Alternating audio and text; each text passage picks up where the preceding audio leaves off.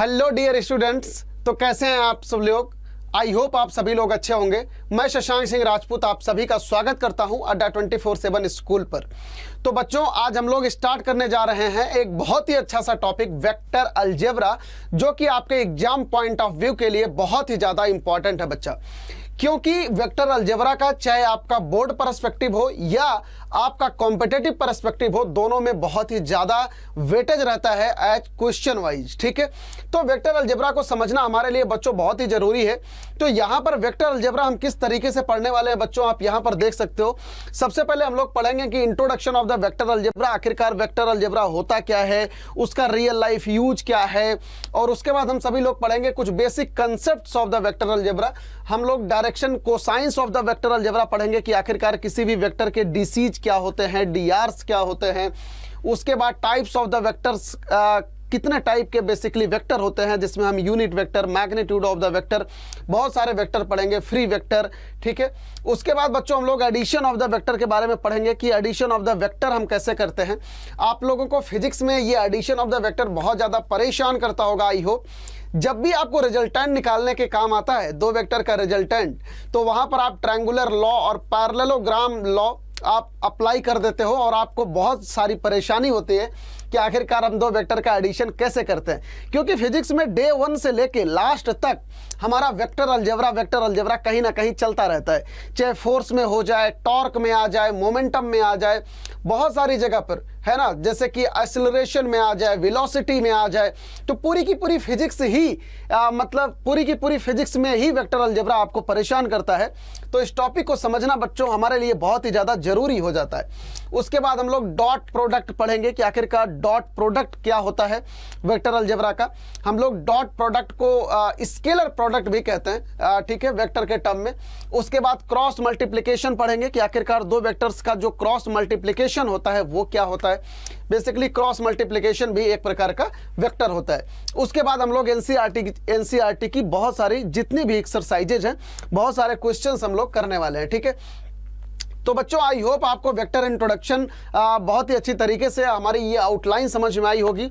तो आज ये हमारा पहला लेक्चर है बच्चों। पहले लेक्चर में हम लोग ये 4 टॉपिक्स कवर करने वाले हैं, जहां पर भी देखो ये ग्रीन साइन लगा हुआ है, introduction of the vector algebra. ठीक है, आपको अभी मैं कुछ टास्क दूंगा जिसे आप कमेंट बॉक्स में मुझे रिप्लाई करके बताओगे। जो भी बेसिक कंसेप्ट्स हैं वेक्टर अलजेब्रा के उसके बारे में डिस्कशन करेंगे। डीसीज क्या होते हैं वेक्टर अलजेब्रा के, और टाइप्स ऑफ द वेक्टर के बारे में हम बहुत अच्छी तरीके से डिस्कशन करेंगे। तो नाउ लेट्स बिगिन। तो सबसे पहले हम लोग सीखते हैं कि वेक्टर क्या होता है और स्केलर क्या होता है। ठीक है, अभी तक आप पढ़ते आ रहे थे, क्या करते थे, 2 × 3 4 होता है। ठीक है, अभी तक आपने या तो नंबर पढ़ा है ना, या तो आपने वेरिएबल पढ़ा है, जैसे एक्स वाई जेड, ये सारी चीजों के बारे में आपने पढ़ा है। और किसके बारे में आपने पढ़ा है, नंबर्स के बारे में पढ़ा है कि जैसे 2 3 4 ये सब क्या है भैया, ये सब नंबर्स हैं। और एक्स वाई जेड ये सारी चीजें क्या हैं, वेरिएबल हैं। ठीक है, तो बेसिकली अभी तक आपने जिन चीजों के बारे में पढ़ा है वो चीजें क्या थी, स्केलर थी। स्केलर का मतलब क्या होता है, जस्ट लाइक दैट 2 3 4, मतलब कोई भी चीज एक क्वांटिटी में हो उसे हम क्या बोल देते हैं, स्केलर। कोई भी फिक्स चीज हो उसे हम क्या बोल देते हैं, स्केलर। तो आई होप आप लोग स्केलर का मतलब समझ में आ गया होगा। ठीक है, तो अब हम वेक्टर और स्केलर का कंपैरिजन सीखते हैं कि वेक्टर किसे कहते हैं और स्केलर किसे कहते हैं। आपकी स्क्रीन पर देखो, यहां पर मैंने डायग्राम बना रखा है। सबसे पहले तो आप इस गाड़ी को देखो, ये गाड़ी कितनी मस्त दिख रही है ना। तो क्या लिखा है यहां पर देखो, सबसे पहले स्केलर का डेफिनेशन आप लोग अपनी कॉपी में नोट डाउन करो कि स्केलर क्वांटिटी क्या होती है। Scalar is a quantity that is fully described bye a magnitude only. कोई भी फिजिकल क्वांटिटी में अगर सिर्फ और सिर्फ मैग्नीट्यूड होता है तो उसे आप क्या बोल देते हो कि ये स्केलर क्वांटिटी है। It is described by just a single number. ठीक है, जो कि सिर्फ और सिर्फ एक सिंगल नंबर से डिस्क्राइब किया जाए तो उसे आप क्या बोल सकते हो, स्केलर क्वांटिटी है। Some examples of scalar quantity include speed, volume, mass and time.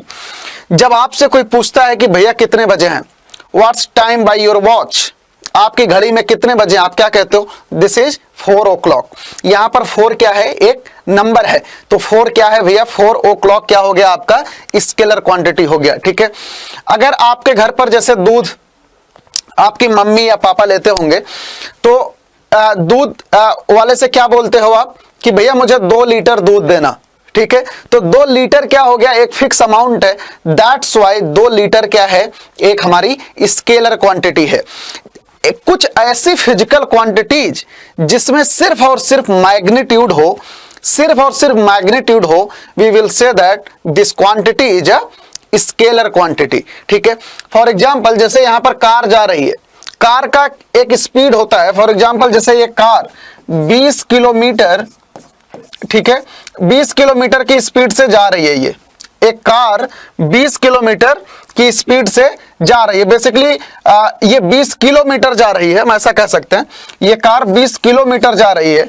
तो 20 किलोमीटर यहां पर क्या हो गया भैया, 20 किलोमीटर क्या हो गया, ये एक स्केलर क्वांटिटी हो गई। ठीक है, जैसे मान लो आप सब्जी खरीदने जाते हो मार्केट में, क्या करते हो, 1 किलो सब्जी ले लेते हो, तो किलोग्राम क्या हो गया, एक स्केलर क्वांटिटी हो गई।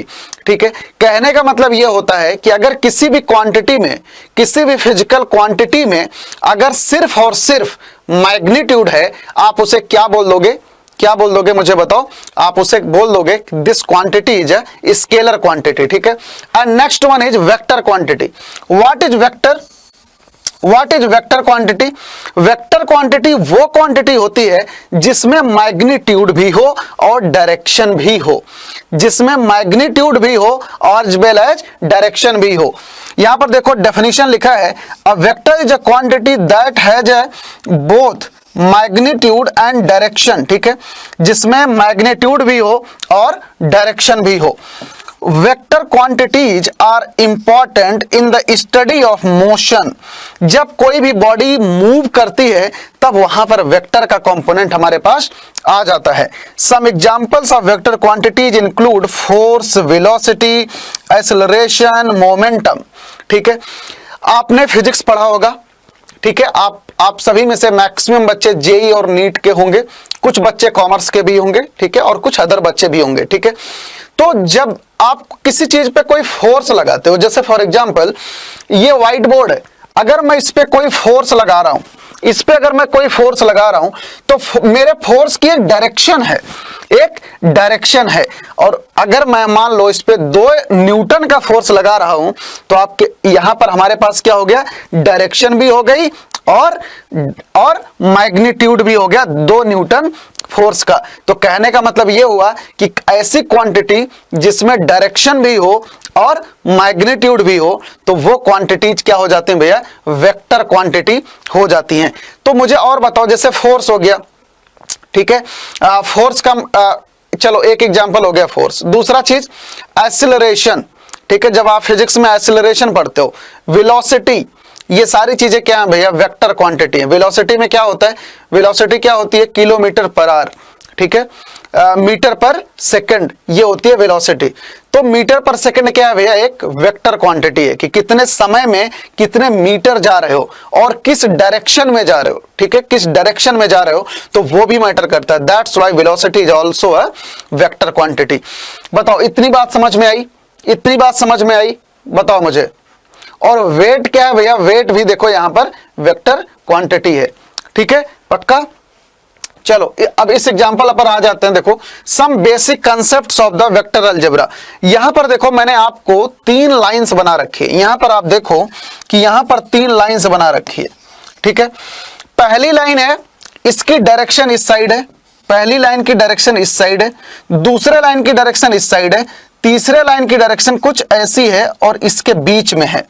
ठीक है, अब यहां पर आप आ जाओ, सबसे पहले पढ़ते हैं, let L be any straight line, plane और 3 डायमेंशनल स्पेस। ठीक है, कोई एक लाइन है एल, क्या है एल, जो है किसी प्लेन में या 3 डायमेंशनल स्पेस में एक लाइन है। The line can be given 2 directions by means of arrow head. ठीक है यार, किसी भी लाइन की कितनी डायरेक्शन हो सकती है, 2 डायरेक्शन है ना। जैसे मान लो अगर मैं यहां पर खड़ा हूं, एक तो हो गई मेरी सामने की डायरेक्शन, एक हो गई मेरे पीछे की डायरेक्शन, ठीक है। तो किसी लाइन की डायरेक्शन, लाइन का बेसिकली कितना डायरेक्शन हो सकता है? दो डायरेक्शन, या तो लाइन ऐसे जाए या तो लाइन ऐसे जाए, ठीक है। तो इसे ही हम क्या बोल देते हैं? Directed line. देखो, a line with one of these direction prescribed is as directed line, ठीक है। तो कहने का मतलब ये हो गया भैया कि अगर लाइन ऐसे जा रही है तो भी डायरेक्टेड लाइन है, और अगर लाइन ऐसे आ रही है उल्टा तो ये भी एक डायरेक्टेड लाइन है। डायरेक्टेड लाइन का मतलब क्या हुआ? एक ऐसी लाइन जिसमें कोई ना कोई डायरेक्शन हो, उसे क्या बोल दोगे? Directed line. उसे क्या बोल दोगे? Directed line. अच्छा, अब अगर इसी लाइन को तुम एक फिक्स अमाउंट में फिक्स कर दो, ये लाइन है, आपने बचपन से पढ़ा है कि लाइन का कोई भी डायमेंशन नहीं होता, मतलब ये कितना लंबा कितना चौड़ा होगा ये चीज नहीं पता होता। लेकिन अगर आप लाइन को फिक्स कर दो कि ये 1 मीटर की लाइन है, ठीक है, इसको फिक्स कर दो, तो अब ये जो है एक सेगमेंट बन गया। ये क्या बन गया भैया? एक लाइन सेगमेंट बन गया। सिमिलरली वेक्टर में भी ये एक डायरेक्टेड लाइन है, ठीक है। डायरेक्टेड लाइन है मतलब इसकी डायरेक्शन है, इसकी भी डायरेक्शन है। अब यहां पर हमने इसी डायरेक्टेड लाइन को क्या किया? रिस्ट्रिक्ट कर दिया। इसको हमने क्या किया? जैसे मान लो 1 मीटर का हमने इसे रिस्ट्रिक्ट कर दिया। अब यहां पर क्या हो गया? इसके पास डायरेक्शन भी है और एज वेल एज मैग्नीट्यूड भी है।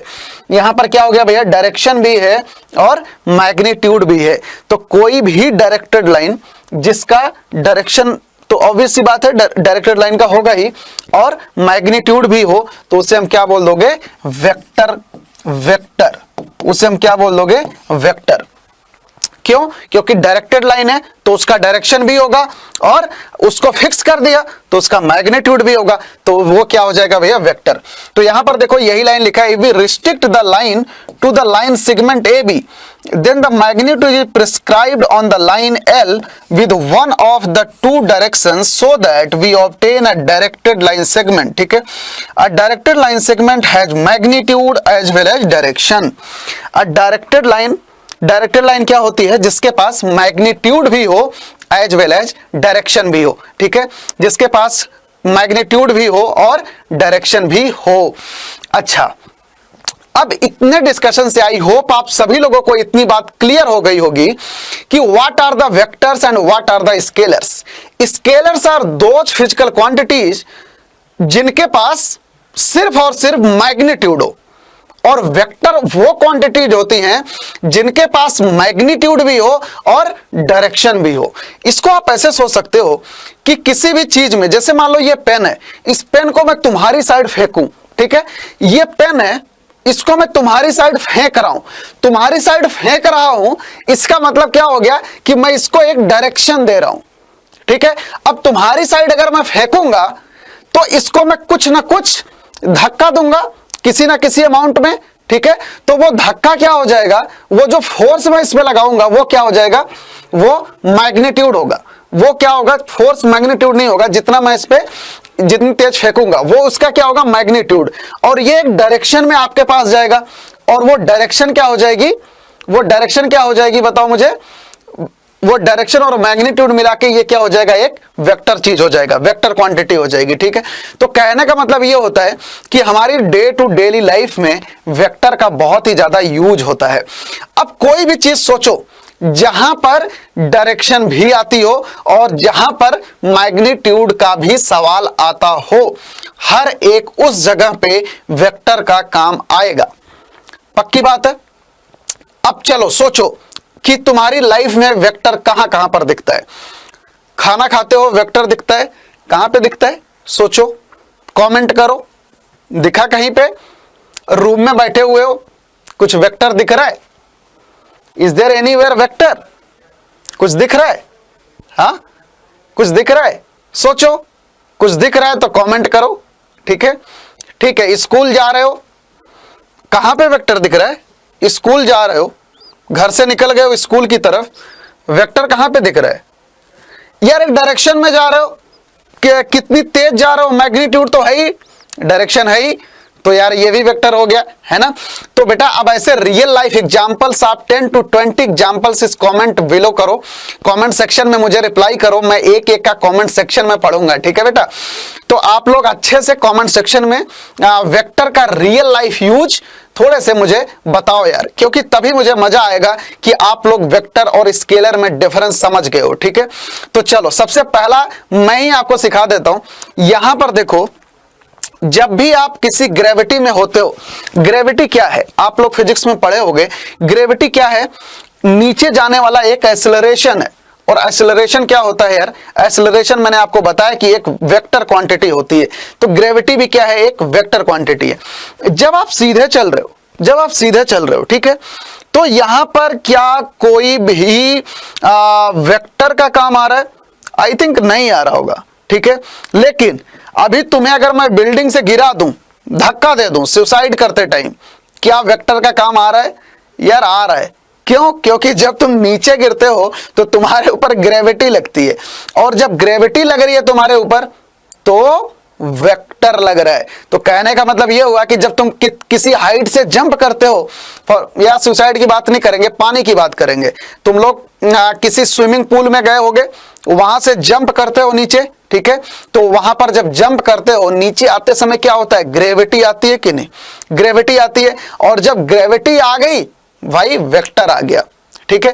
तो यहां पर देखो ये तुम हो, ठीक है, इट्स यू गाइस, और तुम क्या कर रहे हो, एक देखो एक एंगल पर चल रहे हो, एक एंगल पर, किसी एंगल पर यार तुम जा रहे हो, और अगर एंगल पर जाओगे तो तुम्हें क्या होगा, तुम्हारे नीचे ग्रेविटेशनल फोर्स लगेगा, और तुम एक डायरेक्शन में जा रहे हो, एक डायरेक्शन में जा रहे हो, तो भाई डायरेक्शन आ गई और मैग्नीट्यूड आ गया, तो कहने का मतलब ये हुआ कि ये एक वेक्टर क्वांटिटी है। अगला एग्जांपल देखो, जो भी लोग फिजिक्स में पढ़ते होंगे आप लोग ना टॉर्क की बात करते होंगे, टॉर्क की।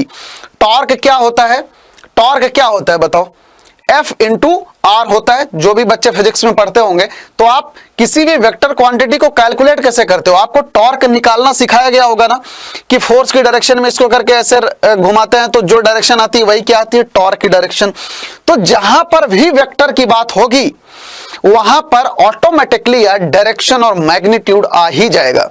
इसीलिए जो भी बच्चे 11th क्लास में होंगे, जब आप 11th क्लास में होते हो तो आपको ये वेक्टर वाली चीजों में बहुत प्रॉब्लम क्रिएट होती है, ठीक है। Many colleges, many schools taught vector before going on towards fundamental of physics like Newton laws of motion and rectilinear motion and projectile motion, क्योंकि ये सारे चैप्टर्स आप विदाउट वेक्टर को अंडरस्टूड किए हुए प्रॉपरली आप इसे नहीं समझ पाओगे, ठीक है। इनफैक्ट पूरी फिजिक्स में ही हर एक जगह वेक्टर का काम है, चाहे इलेक्ट्रो में हो, मैग्नेटिज्म में हो, हर एक जगह पे वेक्टर आता ही आता है। और अगर आपको वेक्टर नहीं पता है, अगर आपको वेक्टर की समझ नहीं है कि व्हाट इज द वेक्टर, तो आपको ये सारे के सारे टॉपिक बहुत परेशान करने वाले हैं। तो बेटा it's my advice to you, आपको वेक्टर बहुत ही अच्छी तरीके से समझना है, ठीक है, बहुत ही अच्छी तरीके से समझना है, क्योंकि हर एक जगह पे आपको वेक्टर आने वाला है। तो सेकंड एग्जांपल क्या हो गया हमारा, फिजिक्स में जनरली जो है हम टॉर्क निकालने के लिए, जब हम इलेक्ट्रोमैग्नेटिज्म पढ़ते हैं वहां पर इलेक्ट्रिक फील्ड निकालने के लिए, ठीक है, और जब मैग्नेटिज्म पढ़ते हैं उसमें भी काम आता है, एसी करंट में भी काम आता है। तो बहुत सारी जगहों पे जब आप वेव मोशन पढ़ते हो वहां पर भी काम आता है, ठीक है। अगला एग्जांपल आ जाओ, बताओ। अच्छा सबसे पहले मुझे बताओ, मुझे ये बताओ यहां पर मैंने क्या लिख रखा है, मिलिट्री यूज। मिलिट्री यूज में यार वेक्टर का काम कहां पर आता होगा, जरा सोच के बताओ मुझे। मिलिट्री यूज में वेक्टर का काम कहां आता होगा, सोचो। और अगर सोच लिया है तो कमेंट में लिखना मत भूलना कि तुम्हारे माइंड में क्या आया, ठीक है। मैं आपको बस एक दो एग्जांपल दे रहा हूं, आपको वहीं से समझ में आ जाएगा बेटा। पहला एग्जांपल ये रहा, देखो ये एक एयरक्राफ्ट है जो कि उड़ रहा है और नीचे ये बॉम्ब छोड़ रहा है, ठीक है। मान लो इसको इस पोजीशन पे बम छोड़ना है, ये ओसामा बिन लादेन है फॉर एग्जाम्पल, ये कोई टेररिस्ट है और इस एयरक्राफ्ट से इसके ऊपर ये छोड़ना है। तो यार ऑब्वियस सी बात है, ये कोई ना कोई डायरेक्शन और मैग्नीट्यूड में ही तो ये बमबारी इसके ऊपर की जाएगी, किसी ना किसी डायरेक्शन में ही की जाएगी, और उसका कोई ना कोई इसको मैग्नीट्यूड दिया जाएगा, तभी तो ये गोली इसके ऊपर आके गिरेगी। तो यार ये चीज क्या हो गई, देखो वेक्टर क्वांटिटी हो गई, ये चीज क्या हो गई, वेक्टर क्वांटिटी हो गई।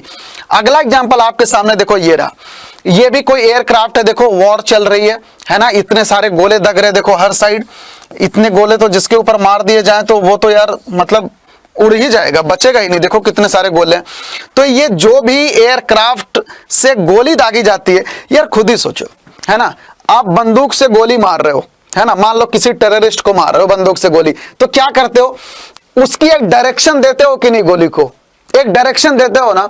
और जब आप बंदूक की बटन दबाते हो बंदूक का, तो क्या होता है, वो गोली निकलती है एक धक्के के साथ में, एक वेलोसिटी के साथ में गोली निकलती है, ठीक है। तो यहां पर भी किसकी बात आ गई, वेक्टर क्वांटिटी की बात आ गई। क्यों? क्योंकि यहां पर डायरेक्शन और मैग्नीट्यूड दोनों की बात हो रही है। तो आई होप ये दोनों एग्जांपल आपको समझ में आ गए होंगे। बताओ, मिलिट्री में हो गया। अच्छा, अगला एग्जांपल देखो, रोलर कोस्टर। इस पे कितने लोग बैठे हो आप सभी में से? इस पे तो आई होप यार आप सभी में से मैक्सिमम बच्चे बैठे होंगे। कभी किसी सर्कस में कहीं पे झूला झूलने या किसी टूर पे आप सभी लोग गए होंगे, तो वहां पर आपने ये रोलर कोस्टर पर बैठा ही होगा, ठीक है। पॉपकॉर्न खाते हुए देखो, ये आप सभी लोग हो, यहाँ पर पॉपकॉर्न लटका हुआ है, जैसे मन वैसे ही खा लो इसमें से, जोक सपाट, ठीक है। आई होप ये चीज आपको समझ में आ रही होगी। तो यहां पर देखो क्या हो रहा है, देखो पहले यहां से यहां पर गए, यहां पर भी डायरेक्शन मिली, उसके बाद यहां पर आगे देखो, यहां पर देखो क्या हो रहा है, डायरेक्शन किसी ना किसी डायरेक्शन में ही आ रहे हो ना, किसी ना किसी डायरेक्शन में ही आ रहे हो ना। तो जहां पर बात डायरेक्शन और मैग्नीट्यूड की आ गई, वहां पर बात वेक्टर की आ गई। बताओ, ये एग्जाम्पल समझ में आया आपको? ये एग्जाम्पल आपको वेक्टर का समझ में आया? तो वेक्टर क्या हो गया, जहां पर मैग्नीट्यूड की बात, जहां पर डायरेक्शन की बात आ गई, वहां पर वेक्टर की बात आ गई। बताओ, अगला देखो, ये क्या है? आप इन इंसान को तो जानते ही होंगे। Who is this? Neeraj Chopra. आप सभी लोग एक एक बच्चे जानते होंगे इन इंसान को, नीरज चोपड़ा जी हैं ये, ठीक है। इन्होंने जब जेवलिन फेंका था ऐसे करके, है ना, तो वो सबसे दूर जाके गिरा था। ओलंपिक में तो देखा ही होगा सभी बच्चों ने, ठीक है। तो इन्होंने ये क्या किया बताओ, ये देखो एक डायरेक्शन में इसको फेंका है ना, तो ये जेवलिन आके यहां पर गिरेगा। एक डायरेक्शन में इसको फेंका है ना, यहां पर कुछ ना कुछ इसको वेलोसिटी दी होगी, इतनी वेलोसिटी कि ये मैक्सिमम डिस्टेंस पर आके गिरे। तो कहने का मतलब ये होता है कि जहां पर भी प्रोजेक्टाइल मोशन की बात हो गई, यहां पर देखो ये बेसिकली यहां पर एक प्रोजेक्टाइल मोशन बन रहा है, ठीक है। तो जहां पर भी भैया मोशन की बात आती है, वहां पर बात किसकी आ जाती है? वेक्टर क्वांटिटी की, ठीक है। यहां पर देखो डायरेक्शन में फेंका गया इस चीज को, तो वहां पर जाके गिरा है। बताओ, ये चीज क्लियर है? अच्छा, ये चीज अगर क्लियर है तो who is this? Who is this guy?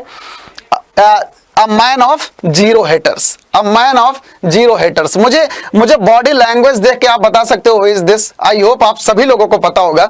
He is former Indian captain Mahendra Singh Dhoni, ठीक है। ये कौन सा सिक्स है, याद आ रहा है किसी को? ये कौन सा सिक्स है? ये तो हमारे सामने ये सिक्स लगा था, इसलिए तो हमारे अंदर तक ये सिक्स बैठा हुआ है बेटा। तो आई होप आप सभी लोगों को पता होगा कि ये 2011 का फाइनल मैच का ये सिक्स है, ठीक है। बॉडी लैंग्वेज से ही ये यूनिक बॉडी लैंग्वेज उसी समय पे धोनी जी की निकली थी। तो यहां पर इन्होंने क्या किया था, बॉल को क्या किया था, बॉल को एक डायरेक्शन दी थी। बॉल को एक डायरेक्शन देते हैं बैट से। जब कोई भी गेम खेलते हो, जैसे मान लो फुटबॉल खेलते हो, फुटबॉल ऐसे पैर से मारते हो, तो क्या करते हो यार, बॉल को एक डायरेक्शन देते हो और एक मैग्नीट्यूड में उसको धक्का देते हो, तो बॉल जाती है। तो यहां पर भी मैग्नीट्यूड और डायरेक्शन की बात आ गई, वेक्टर की बात आ गई। क्रिकेट खेलते हो, क्रिकेट खेलते टाइम क्या करते हो, बैट से बॉल ऐसे करते हो, ठीक है। तो यहां पर भी बात किसकी आ गई, यहां पर भी बात वेक्टर की आ गई, क्योंकि आप एक डायरेक्शन में बॉल को मारते हो, एक क्वांटिटी में आप उसको धक्का देके बॉल को मारते हो, तो वो सिक्स जाता है, ठीक है। तो यहां पर भी देखो बात वेक्टर की आ गई। आई होप आप सभी लोगों को वेक्टर क्वांटिटी क्या है वो बहुत ही अच्छी तरीके से समझ में आ गया होगा। और अगर अभी तक नहीं समझ में आया है तो आप कमेंट सेक्शन में लिखना, मैं आपको और अच्छी तरीके से समझाने की कोशिश करूंगा, ठीक है। चलो, अब डेफिनेशन की बात आ जाती है। ये सारे डेफिनेशन आपकी कॉपी में होना चाहिए, ठीक है। आप इसको अपनी कॉपी में लिखो, और अगर नहीं लिख सकते हो तो ये पीपीटी आपको प्रोवाइड कर दी जाएगी, आप ये पीपीटी से भी इसको पढ़ सकते हो। आप सभी लोगों के लिए ये पीपीटी में मैंने मोर देन एनफ कंटेंट आपके लिए डाल रखा है, आप इसी से आराम से पढ़ाई कर सकते हो। बाय द वे आपकी कॉपी में ये सारे नोट्स होने चाहिए। तो सबसे पहले देखो क्या लिखा है, a quantity that has magnitude as well as direction is called a vector. मैंने आपको बता ही दिया है, a quantity that has only magnitude not direction is known as scalar quantity, ठीक है। थर्ड लाइन पे आ जाओ, a point A from where A B start. जैसे मान लो ये कोई वेक्टर है, ये कोई वेक्टर है हमारे पास, ठीक है, ये कोई वेक्टर है, this one is A, this one is B, ठीक है। ये कोई एक वेक्टर है भैया, यहां पर अरो नहीं लगाते हैं, ठीक है, वेक्टर में यहां पर अरो लगाने की कोई जरूरत नहीं है, क्योंकि यहां पर मैंने लगा दिया बीच में। ये कोई एक वेक्टर है ए बी, तो देखो ये वेक्टर कहां से स्टार्ट हो रहा है भैया, ए पॉइंट से स्टार्ट हो रहा है ना, तो इसीलिए ए को हम क्या बोल देते हैं, टर्मिनल पॉइंट। ए को क्या बोल देते हैं, टर्मिनल पॉइंट, ठीक है। ए क्या हो गया यहां पर, टर्मिनल पॉइंट। तो देखो क्या लिखा है,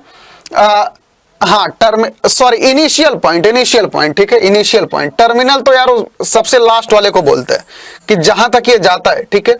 तो ए को क्या बोल दोगे, initial point, initial point, initial point. और बी को क्या बोल देते हो, टर्मिनल पॉइंट, जहां तक जाता है। जैसे आप अगर मान लो अपने घर से स्कूल जाते हो, तो आपका घर क्या होता है, इनिशियल पॉइंट होता है, और जब आप स्कूल पहुंच जाते हो वो क्या होता है, आपका टर्मिनल पॉइंट होता है, ठीक है। इतनी बात क्लियर है। तो जहां से आप किसी काम की शुरुआत करते हो वो क्या होता है, इनिशियल पॉइंट, और जो आपका डेस्टिनेशन होता है वो आपका क्या होता है, टर्मिनल पॉइंट। यही चीज पहले पॉइंट में लिख रखा है।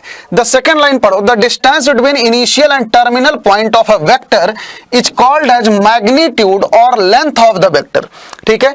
तो ए बी की जो लेंथ होगी इसे हम ऐसे लिखते हैं, मॉड ऑफ ए बी, ठीक है। किसी भी वेक्टर का जो लेंथ है, इसके बीच की जो लेंथ है उसे हम क्या बोल देते हैं भैया, मॉड ऑफ ए बी, ठीक है। तो ए बी के बीच की जो डिस्टेंस है उसे कैसे लिखते हैं हम, मॉड ऑफ ए बी। तो इस पॉइंट को भी यहां पर लिख लो, वैसे मैंने यहां पर लिख रखा है, फिर भी लिख लो अपनी लैंग्वेज में, distance of A vector, distance of A vector and B vector, V vector. अच्छा, वेक्टर को आप हमेशा ऐसे एरो बना के लिखोगे, वेक्टर को हमेशा एरो बना के लिखते हैं, और पॉइंट को हमेशा एज इट इज रखते हैं, उसके ऊपर एरो नहीं लगाते, और वेक्टर के ऊपर हमेशा एरो लगाते हैं। तो distance of A vector, distance between लिख लेना, in fact this is more good, distance between, ठीक है, distance between A vector and B vector is mod of A B, mod of A B. बताओ इतनी बात क्लियर है। अगर मान लो ये ए वेक्टर है तो मॉड ऑफ ए क्या हो जाएगा भैया, मॉड ऑफ ए क्या हो जाएगा, इसके बीच की डिस्टेंस हो जाएगी, इसके बीच की डिस्टेंस हो जाएगी। अच्छा, डिस्टेंस क्या होती है, एक स्केलर क्वांटिटी होती है यार, दूरी, ठीक है। और यहां पर देखो क्या लिखा है, arrow indicates the direction of the vector, और ये जो डायरेक्शन लगा है यही क्या है, वेक्टर की डायरेक्शन है। आई होप आप सभी लोगों को initial point, terminal point and all these things आप सभी लोगों को समझ में आ गया होगा। बताओ अभी तक कोई डाउट है, अभी तक कोई डाउट है? चलो आगे चलते हैं। पोजीशन वेक्टर, सबसे पहले आप पोजीशन वेक्टर समझो कि क्या होता है। पोजीशन वेक्टर बेटा मान लेते हैं ये कोई पॉइंट P है, ये this one is X axis और ये वाई एक्सिस है, ये वाई एक्सिस है, ठीक है। This one is X axis and this one is Y axis, और कोई पॉइंट P है एक्स वाई जेड, कोई पॉइंट P है एक्स वाई जेड। बताओ इतनी बात क्लियर है। ये कोऑर्डिनेट एक्सिस है, यहां पर कोई पॉइंट 3 डायमेंशनल स्पेस में एक्स वाई जेड है, और ये वाला पॉइंट ओरिजिन है, ये वाला पॉइंट भैया ओरिजिन है 0 0 0, ठीक है। 3 डायमेंशनल स्पेस में हमेशा क्या करते हो, 3 कोऑर्डिनेट लिखते हो, तो 0 0 0, ठीक है। तो पोजीशन वेक्टर क्या हो जाता है, पोजीशन वेक्टर को हम क्या बोल देते हैं, बेसिकली ओपी, और पोजीशन वेक्टर क्या हो जाता है भैया, OP vector is equals to under root of X square plus Y square plus Z square. Basically position vector क्या हो जाता है, इसके और इसके बीच की डिस्टेंस हो जाती है। पोजीशन वेक्टर क्या हो जाता है भैया, इसके बीच का डिस्टेंस हो जाता है। देखो यहां पर क्या लिखा है, consider a point P in the space having coordinate XYZ with respect to the origin. ठीक है, एक ओरिजिन है, इसके रिस्पेक्ट में कोई पॉइंट P है, then the vector OP having O and P its initial and terminal point. ठीक है, OP का जो O है वो इनिशियल पॉइंट है और P क्या है, टर्मिनल पॉइंट है, is called position vector of P with respect to origin. With respect to origin, बताओ ये बात क्लियर है, ये बात क्लियर है। तो यहां से OP क्या आ जाएगा, बताओ OP क्या हो जाएगा भैया, under root of X square plus Y square plus Z square. बताओ ये बात क्लियर है। किसी भी चीज का पोजीशन वेक्टर क्या होता है, उसकी ओरिजिन से डिस्टेंस होती है, उसकी ओरिजिन से डिस्टेंस होती है। फॉर एग्जांपल जैसे मान लो कोई पूछे कि 1 2 3 का वेक्टर, कोई पॉइंट है 1 2 3, उसका पोजीशन वेक्टर क्या हो जाएगा, तो क्या बोल दोगे बताओ, उसको क्या करोगे, ओपी वेक्टर निकालने के लिए क्या करोगे, under root of X square plus Y square plus Z square कर दोगे। ठीक है, तो ये हो जाएगा उसका पोजीशन वेक्टर। बताओ इतनी बात क्लियर है। पोजीशन वेक्टर क्या होता है भैया, ये वाला जो वेक्टर होता है ये क्या होता है, पोजीशन वेक्टर। ठीक है, आगे चले, चलो सबसे पहला types of the vector. Vector कितने टाइप का होता है, देखो इसकी ना डेफिनेशंस अपने को समझनी बहुत जरूरी है, क्योंकि आपको 1 नंबर का क्वेश्चन आपके एग्जाम में ये पूछ सकता है। तो सबसे पहले देखो जीरो वेक्टर, सबसे पहले जो हमारे सिलेबस में है वो है जीरो वेक्टर। देखो वेक्टर क्या है, a vector whose initial and terminal point coincide, जिसका इनिशियल पॉइंट, मान लो किसी वेक्टर का इनिशियल पॉइंट ये है, ठीक है, और यही इसका यार फाइनल पॉइंट भी हो। ठीक है, ऐसे जनरली क्या होता है, फाइनल पॉइंट कहीं यहां ऐसे करके होगा, लेकिन जो इसका इनिशियल पॉइंट है वही इसका क्या हो, फाइनल पॉइंट भी हो, तो उसे क्या बोल दोगे, जीरो वेक्टर और नल वेक्टर। ठीक है, जीरो वेक्टर और नल वेक्टर। और इसको रिप्रेजेंट कैसे करते हो, ओ वेक्टर से। इसको रिप्रेजेंट कैसे करते हो भैया, ओ वेक्टर से। बताओ इतनी बात क्लियर है, इतनी बात आप सभी लोगों को क्लियर है। आपकी स्क्रीन पर बेटा मैंने सब कुछ लिख रखा है, आपकी स्क्रीन पर मैंने सब कुछ लिख रखा है। ठीक है, बहुत ज्यादा लिखने का जरूरत ही नहीं पड़ेगा। देखो अगला लाइन पढ़ो, zero vector can be assigned a definite direction. ठीक है, इसकी भी एक डेफिनिट डायरेक्शन होती है, इट हैज जीरो मैग्नीट्यूड। ठीक है, और alternatively otherwise it may be regarded as having any direction the vector A A B B. ये बात आपको समझ में आ रही है। देखो फॉर एग्जांपल जैसे मान लेते हैं जो जीरो वेक्टर है, यार ऑब्वियस सी बात है कि अगर ये वेक्टर है तो इसके पास कोई ना कोई डायरेक्शन तो होगी ही, इसके पास कोई ना कोई डायरेक्शन तो होगी ही। अगर ये वेक्टर है तो इसका कुछ ना कुछ तो मैग्नीट्यूड भी होगा। ठीक है, तो ये चीज कभी भूल के भी मत सोचना कि अगर कोई वेक्टर जीरो वेक्टर है तो उसका जीरो मैग्नीट्यूड है, उसका जीरो डायरेक्शन है। ठीक है, तो ऐसा नहीं होता। देखो क्या लिखा है, zero vector can not be assigned to be a definite direction as it has zero magnitude. तो इसका जो मैग्नीट्यूड हो जाएगा भैया वो क्या हो जाएगा, जीरो, क्योंकि ये जीरो वेक्टर है। इतनी बात क्लियर है। यार खुद ही सोचो कि जैसे मान लो ये वाला ए वेक्टर है और यहां पर भी ए वेक्टर है, ये कभी हो सकता है, कभी नहीं हो सकता। ये कब होगा, जब दो के दोनों वेक्टर सेम जगह पर हो, सेम जगह पर ही हो। और अगर दोनों वेक्टर सेम जगह पर होंगे तो एक दूसरे को कोइंसाइड करेंगे।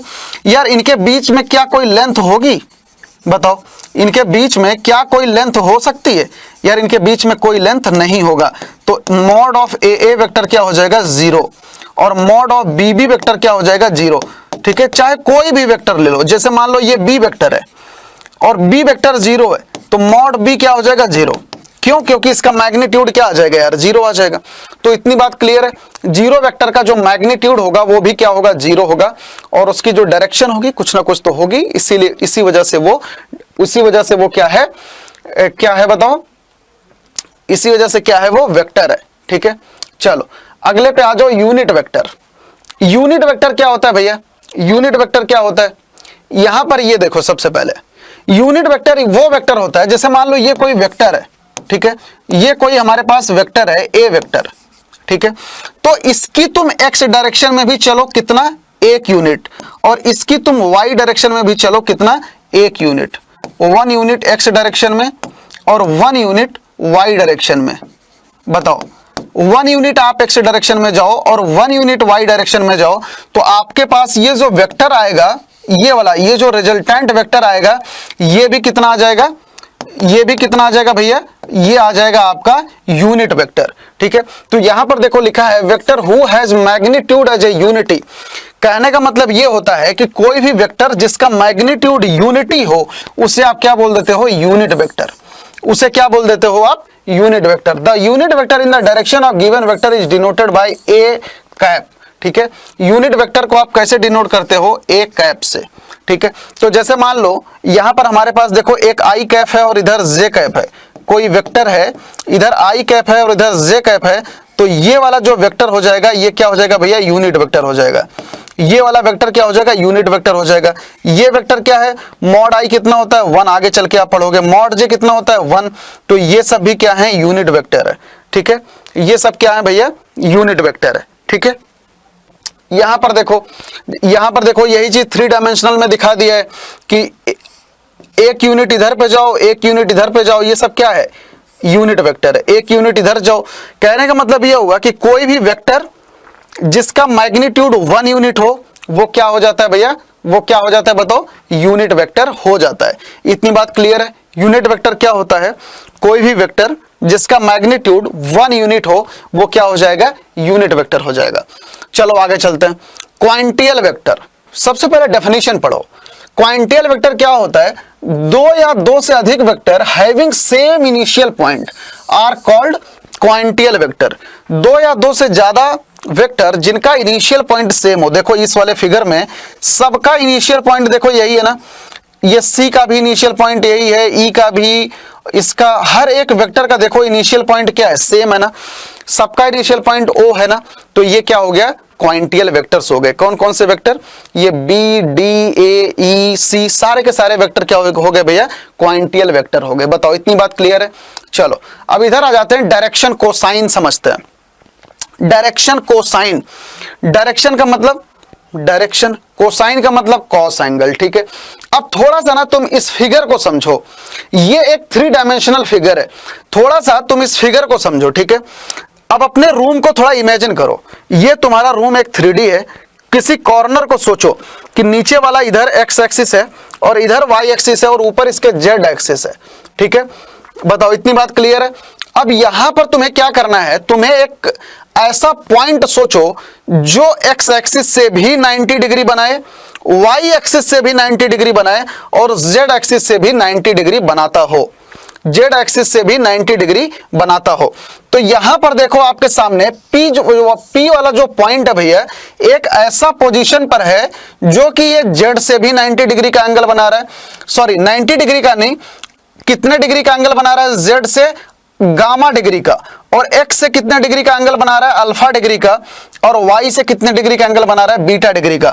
तो यही इसके क्या हो जाते हैं, जो इसका cos alpha, cos beta, cos gamma होता है, इसे ही आप क्या बोल देते हो, इसे ही आप डायरेक्शन कोसाइन बोल देते हो। जैसे मान लो ये आपका रूम है, ठीक है, कोई पॉइंट आप सोचो जो ना इसमें X axis, Y axis, Z axis से 90 डिग्री बना है। सोच पा रहे हो, सोच पा रहे हो, अच्छी बात है। और अगर नहीं सोच पा रहे हो, अब कोई पॉइंट सोचो जो एक्स एक्सिस से अल्फा डिग्री बनाए, मान लेते हैं एक्स एक्सिस ये रहा, इससे ये वाला पॉइंट अल्फा बनाए, ठीक है, और ये वाली एक्सिस वाई है तो इससे ये एंगल बीटा बनाए, और इससे ये जेड एक्सिस से ये वाला गामा एंगल बना रहा है, जेड एक्सिस से गामा बना रहा है, एक्स एक्सिस से अल्फा बना रहा है और वाई एक्सिस से बीटा बना रहा है। This is the situation. ठीक है, तो अब हमारे पास यहां पे क्या करोगे भैया, पाइथागोरस वगैरह लगाओगे तो कॉस अल्फा क्या आ जाएगा, एक्स बाई आर आ जाएगा। कैसे, देखो ये वाला पॉइंट है, इसकी जो है जेड एक्सिस से डायरेक्शन कितनी है, गामा है, ठीक है, ओरिजिन से डायरेक्शन। ठीक है, तो यहां पर मुझे ये बताओ कि अगर ये वाला पॉइंट एक्स वाई जेड है, ये वाला पॉइंट अगर एक्स वाई जेड है तो, और ये वाला एंगल गामा है, ये वाला एंगल देखो गामा है, ठीक है, तो कॉस गामा क्या हो जाएगा, कॉस गामा क्या हो जाएगा, ये वाला क्या है, आर है, ठीक है, ये वाला क्या है भैया, आर है, और जेड क्या है, ये वाला पॉइंट जेड है, ठीक है, और ये पॉइंट आर है। तो यहां से कॉस गामा क्या हो जाएगा, मुझे बताओ, यहां से कॉस गामा कितना हो जाएगा, cos gamma is equal to Z by R. Cos gamma is equal to Z by R. ठीक है, कैसे आया जेड बाई आर यार, कैसे आया ये जेड बाई आर मुझे बताओ। क्योंकि ये वाला पॉइंट देखो कहीं पे ऐसे है कि ये जेड एक्सिस से गामा डिग्री का एंगल बना रहा है, जेड एक्सिस से। ठीक है, तो यहां पर हाइपोटेन्यूज कौन हुआ और बेस कौन हुआ, तो ये वाला एंगल कितना, 90 डिग्री। ठीक है, तो ये वाला एंगल अगर 90 डिग्री है तो ये वाला क्या हो गया भैया, बेस हो गया। ठीक है, ये वाला बेस हो गया और ये क्या हो गया, हाइपोटेन्यूज हो गया। ये क्या हो गया, हाइपोटेन्यूज हो गया। ठीक है, तो बेस अपॉन हाइपोटेन्यूज, तो यहां से क्या आ गया, cos gamma is equal to Z by r. Similarly cos beta क्या आ जाएगा भैया हमारे पास, y by r, and cos alpha क्या आ जाएगा हमारे पास, एक्स बाई आर। ठीक है, बताओ इतनी बात क्लियर है, मैंने ऊपर वाले से समझा दिया। ऐसे ही सिमिलरली आप अल्फा का भी सोच सकते हो। ये वाला पी पॉइंट ना एकदम आगे समझ रहे हो, जो कि अल्फा से क्या बना रहा है ये, सॉरी, जो कि एक्स एक्सिस से क्या बना रहा है, अल्फा डिग्री का एंगल बना रहा है। ठीक है, तो यहां पे 90 डिग्री के अकॉर्डिंग अगर सोचोगे तो कॉस अल्फा क्या हो जाएगा, एक्स बाई आर हो जाएगा। तो यही सारी चीजें क्या होती है भैया, यही हो जाता है हमारा डायरेक्शन कोसाइन।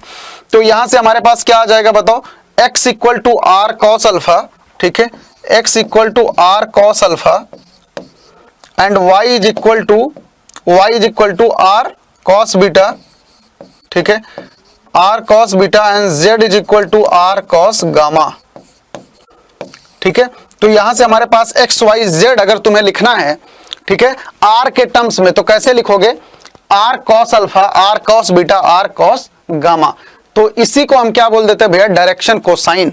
इसी को क्या बोल देते हैं, देखो ये कॉस के टर्म में है ना सब कुछ, तो इसी को क्या बोल देते हो, डायरेक्शन कोसाइन।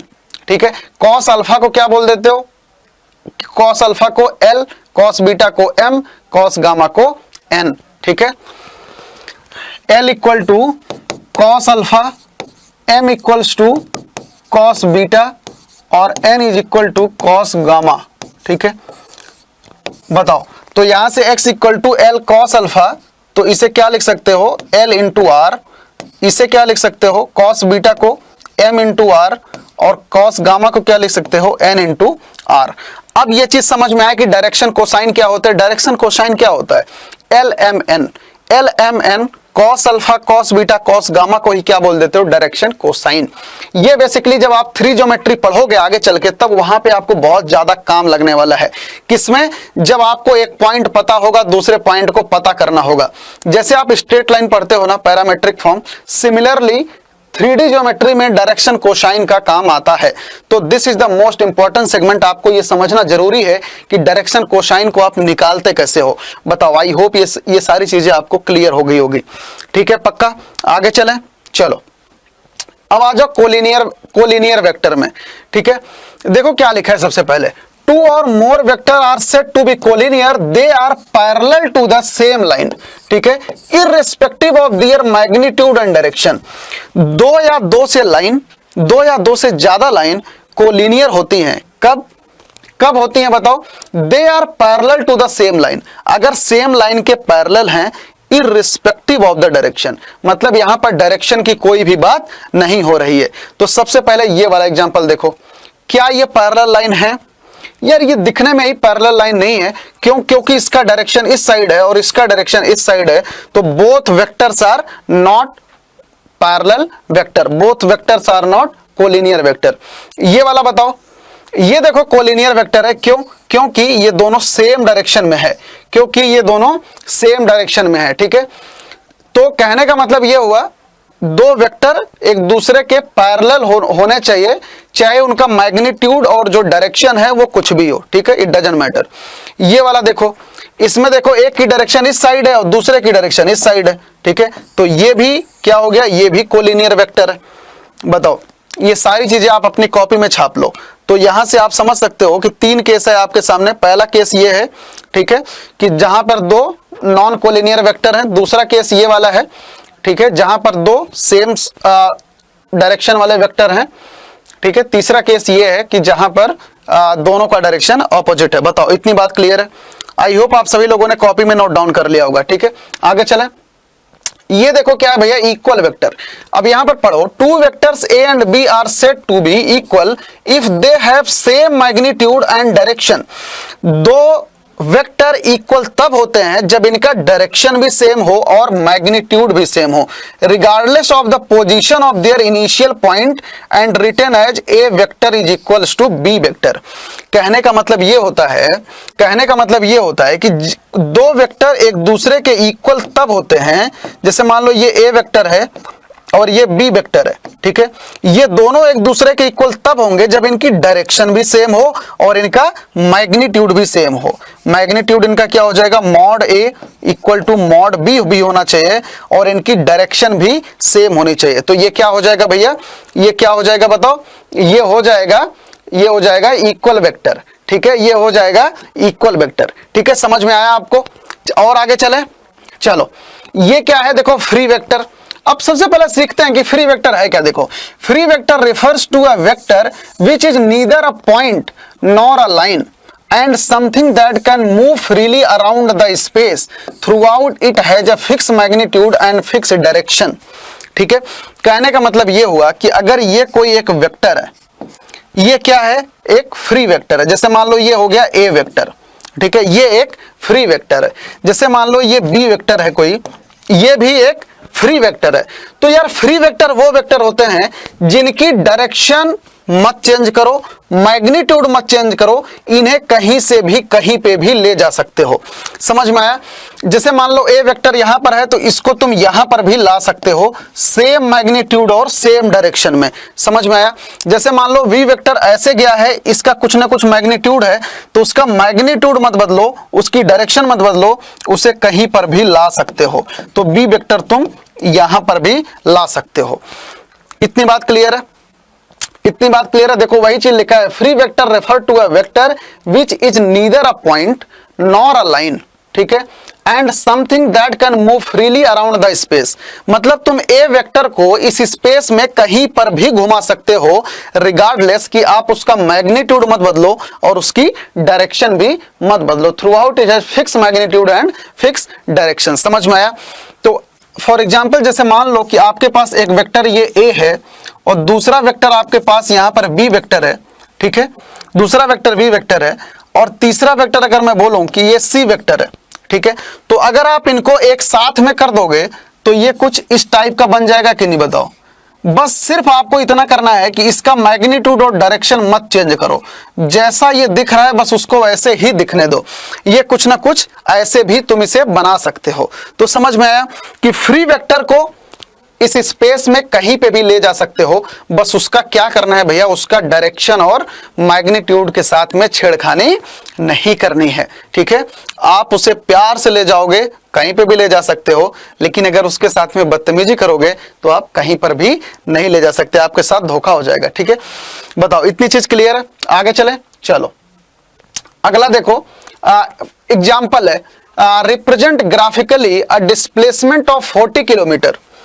हमें एक क्या कहते हैं, हमें ग्राफिकली डिस्प्लेसमेंट को रिप्रेजेंट करना है 30 डिग्री वेस्ट ऑफ साउथ। तो यार एक प्लेन में नॉर्थ ईस्ट वेस्ट साउथ कैसे रिप्रेजेंट करते हो? एक प्लेन में नॉर्थ किस डायरेक्शन में होती है? ऊपर की डायरेक्शन में नॉर्थ होती है, नीचे की डायरेक्शन में साउथ होता है, ठीक है। ऊपर की डायरेक्शन में नॉर्थ, नीचे की डायरेक्शन में साउथ, और इधर क्या होता है भैया, ईस्ट, और इधर क्या होता है, वेस्ट। इधर क्या होता है, ईस्ट, और इधर क्या होता है, वेस्ट। अब क्या कह रहा है, देखो, represent graphically a displacement of 40 kilometre 30 degree west of south, 30 degree west of south, ठीक है। तो यहां से ये कैसा दिखेगा, कुछ ऐसा दिखेगा। देखो 30 डिग्री, ये 40 किलोमीटर इस वाली डायरेक्शन में आ रहा है, ठीक है, 40 किलोमीटर इस डायरेक्शन में आ रहा है, और 30 डिग्री वेस्ट ऑफ साउथ में आ रहा है, 30 डिग्री वेस्ट ऑफ साउथ में आ रहा है। तो समझ में आया? बताओ, यहां पर अपने को देखो क्या गिवन है, एक मैग्नीट्यूड भी गिवन है कि 40 किलोमीटर का, और एक यहां पर देखो अपने को डायरेक्शन भी गिवन है, यहां पर आपको एक डायरेक्शन भी गिवन है, ठीक है। तो यहां पर देखो मैग्नीट्यूड की भी बात आ गई और डायरेक्शन की भी बात आ गई यार। 30 डिग्री वेस्ट ऑफ साउथ का मतलब ये वाला क्या हो जाएगा, एंगल 30 डिग्री हो जाएगा कि साउथ से 30 डिग्री पे 40 किलोमीटर तुम इधर चल रहे हो, ठीक है। तो यहां पर तुम्हारे पास एक डायरेक्शन भी है और एक मैग्नीट्यूड भी है, तो ये क्या हो जाएगा, एक वेक्टर हो जाएगा, ठीक है। चलो आगे बढ़ते हैं। To classify the following measure as scalar as a vector. अब आपको इसमें यह चीज देखना है कि इसमें कौन सी क्वांटिटी स्केलर है और कौन सी क्वांटिटी वेक्टर है। ये आपके मेन एग्जाम में जो भी आपका पेपर होगा ये उसमें आपसे पूछ सकते हैं, ऐसे देखे 1 नंबर के क्वेश्चन में कि इसमें से कौन सा स्केलर है कौन सा वेक्टर है। तो अब बस सिर्फ इतना सा आपको करना है कि इनको देख के आपको यह चीज समझना पड़ेगा कि किसमें मैग्नीट्यूड है, सिर्फ जिसमें मैग्नीट्यूड होगा उसमें क्या करोगे, this quantity is a scalar, और जिसमें मैग्नीट्यूड और डायरेक्शन दोनों होगा उससे क्या बोल दोगे, this is a vector quantity. बताओ इतनी बात क्लियर है, इतनी बात क्लियर है। तो बस यार 5 सेकंड क्या है बताओ, 5 सेकंड ये समय है, तो ये तो हो गया यार स्केलर, ठीक है। समय में कोई डायरेक्शन होती है, नहीं होती। 100 सेंटीमीटर स्क्वायर ये कोई ना कोई चीज क्या है, ये एरिया है, सॉरी 1000 सेंटीमीटर स्क्वायर, ठीक है। तो अब मुझे आप ये बताओ कि 1000 सेंटीमीटर स्क्वायर ये क्या है, 1000 सेंटीमीटर स्क्वायर ये क्या है, बताओ 1000 सेंटीमीटर स्क्वायर ये चीज क्या है। अगर आप लोग मुझे बता दोगे ना तो आपको समझ लो ना कौन बनेगा करोड़पति का मैं इनाम दूंगा। अच्छा स्क्वायर है कि क्यूब है ये, चलो स्क्वायर ही मान लेते हैं, ठीक है, स्क्वायर ही मान लेते हैं। हाँ तो बताओ ये क्या है भैया, ये क्या है, ये भी एक स्केलर है, ठीक है, ये भी एक स्केलर है, ठीक है। और न्यूटन क्या है, 10 न्यूटन आप फोर्स लगाओगे तो एक डायरेक्शन में लगाओगे, तो यार 10 न्यूटन क्या हो जाएगा, एक वेक्टर हो जाएगा, ठीक है। 30 kilometre per hour, 30 kilometre per hour क्या हो जाएगा मुझे बताओ, 30 किलोमीटर पर आवर क्या हो जाएगा, ठीक है। 30 किलोमीटर पर आवर क्या है भैया, स्केलर है, ठीक है। क्यों, क्योंकि यार ये क्या है, स्पीड है ना, और स्पीड क्या होती है, स्केलर होती है, ठीक है। स्पीड क्या होता है, स्केलर होता है। और ये क्या है, 10 ग्राम पर सेंटीमीटर क्यूब, ये क्या है, डेंसिटी है, ये क्या है, डेंसिटी। डेंसिटी समझते हो क्या होता है, डेंसिटी होता है mass by volume. I hope आप सभी लोगों को ये चीज क्लियर होगा बेटा, मास बाई वॉल्यूम। तो आपको पता है कि मास क्या होता है स्केलर और वॉल्यूम क्या होता है स्केलर, तो डेंसिटी क्या हो जाएगा स्केलर, डेंसिटी क्या हो जाएगा स्केलर, ठीक है। 20 मीटर पर सेकेंड टुवार्ड्स नॉर्थ, 20 मीटर पर सेकेंड टुवार्ड्स नॉर्थ, मान लो ये नॉर्थ है, 20 मीटर पर सेकेंड ये क्या हो जाएगा, इसके वेक्टर हो जाएगा, ये क्या हो जाएगा, वेक्टर हो जाएगा। बताओ इतनी बात क्लियर है, इतनी बात क्लियर है भैया। ये क्या हो जाएगा, वेलोसिटी हो जाएगी ना, तो ये क्या हो जाएगा, वेक्टर हो जाएगा। बताओ इतनी चीज क्लियर है, पक्का आगे बढ़े। तो अब इसमें आ जाओ, in the figure which of the vector are, ये आपको एक फिगर गिवन है, इसमें से आपको बताना है कि ये वेक्टर कौन कौन से हैं। सबसे पहले बताओ कोलिनियर वेक्टर कौन कौन सा है, कोलिनियर वेक्टर। कोलिनियर वेक्टर का मतलब क्या होता है कि वेक्टर क्या हो, एक ही डायरेक्शन में हो, ठीक है। जैसे मान लो मैं इस वेक्टर को ए वेक्टर बोल दूं और इसे बी वेक्टर बोल दूं, ठीक है।